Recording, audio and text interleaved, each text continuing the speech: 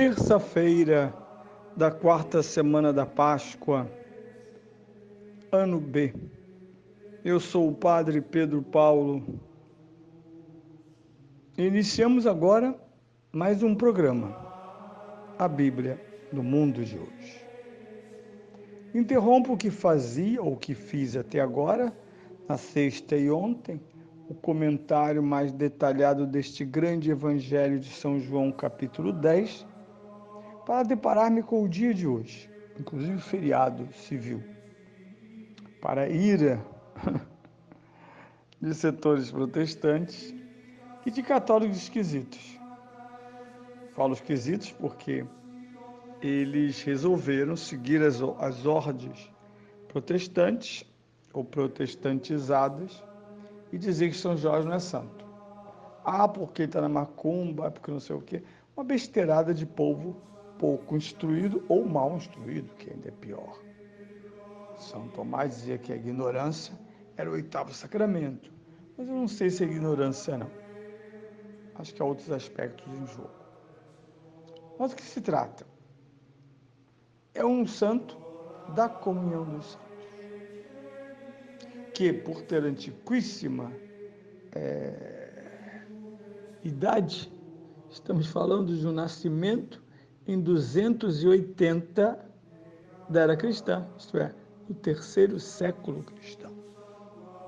Veja como é forte a sua memória, quantos santos antigos foram esquecidos, alguns até ilustres por seus escritos e atuação. Quantos mártires antigos estão na lista dos facultativos? Ah, mas há uma confusão entre São Jorge e uma série de legendas. Sim, é possível. Mas não é confusão ontológica, é confusão narrativa. Outros povos se apropriaram desse protótipo, esse precônio, e o traduz dentro da sua cultura. O guerreiro, o soldado, o homem de Deus. Por exemplo, na Idade Média, fala-se de São Jorge como aquele que matou um dragão e salvou uma virgem. Legenda civil, sobretudo no período cruzado, em que os cruzados representavam e ainda representam e sempre representarão um dos aspectos heróicos da Igreja Católica, não só na defesa da fé em geral, mas também na defesa da Terra Santa. Professorzinhos de história e tal, e iluministas, desenham de modo infantil a cruzada como uma catástrofe. Mas não dizem o mesmo das cruzadas árabes. Acho muito interessante. Das cruzadas árabes, eles acham normal que os árabes tenham tomado Jerusalém, em todo o período otomano, tomaram a Europa, aí não tem problema nenhum.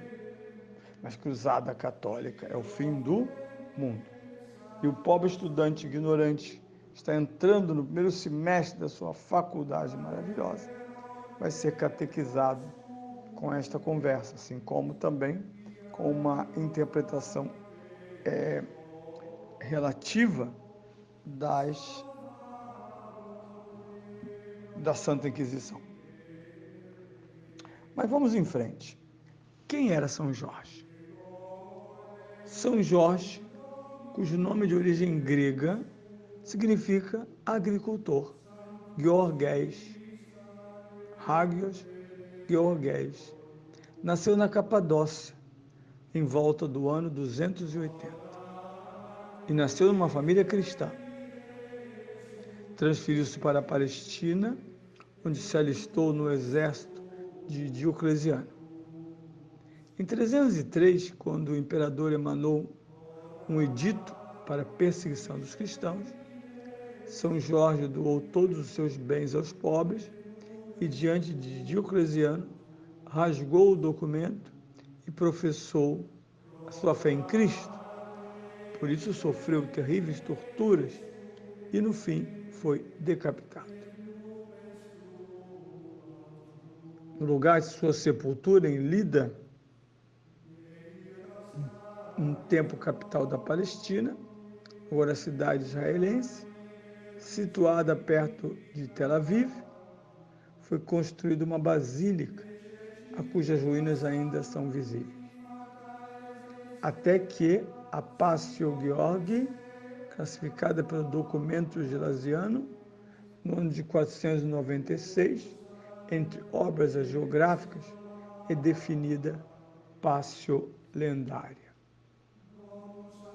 Dentre os documentos mais antigos que atestam a existência de São Jorge, uma epígrafe grega de 368, descoberta em Heracleia, de Betânia, fala: a casa ou a igreja dos santos triunfantes mártires, Jorge e seus companheiros.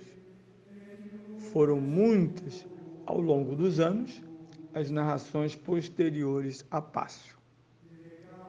Assim podemos dizer que temos o Marte, que depois se torna o santo guerreiro. Os cruzados contribuíram muito para a transformação da figura de São Jorge de Marte em santo guerreiro, comparando a morte do dragão com a derrota do islamismo.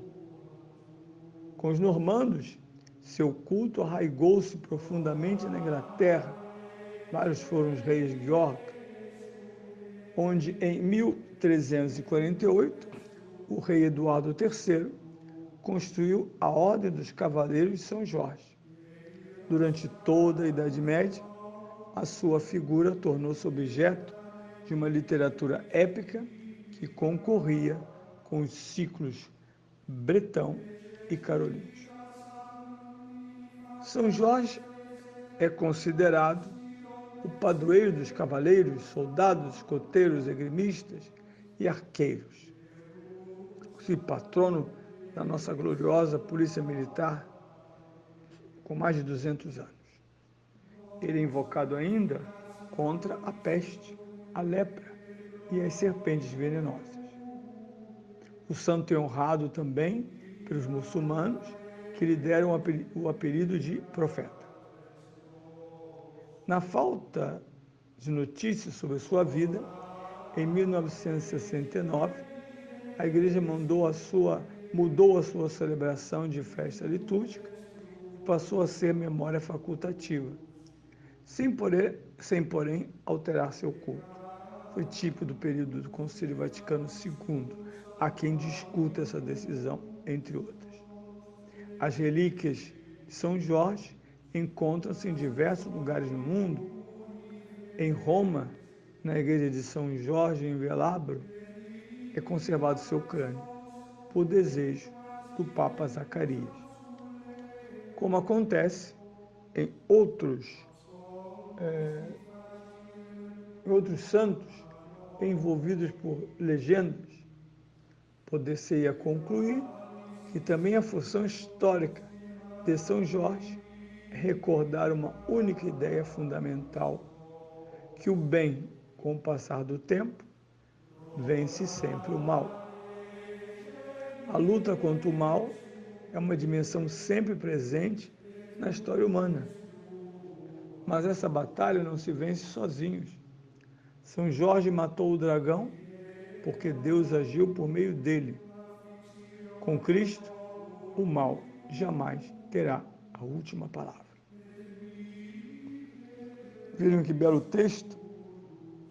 Mesmo que nos levantemos na cidade do Rio de Janeiro, na Bahia, em outros contextos em que temos na nossa cultura, alguns pobres ignorantes protestantes, imaginam que isso é uma heresia, que isso é estranho à cultura brasileira. Ora, ignorar os hábitos e a mentalidade de africanos e de aborígenes é falsear a identidade brasileira. Basta ir a Portugal, como está essa onda agora portuguesa, brasileiros em Portugal. Lá, tudo isso é tão diferente. E apesar disso, no Alto Pitoresco de Lisboa, lá está o forte, a fortaleza de São Jorge, para quem brasileiros tolos atribuem uma simples invenção do paganismo africano. Viva São Jorge, celebremos o santo guerreiro com toda a sua potencialidade numa cidade violenta e estúpida, como às vezes parece a nossa cidade.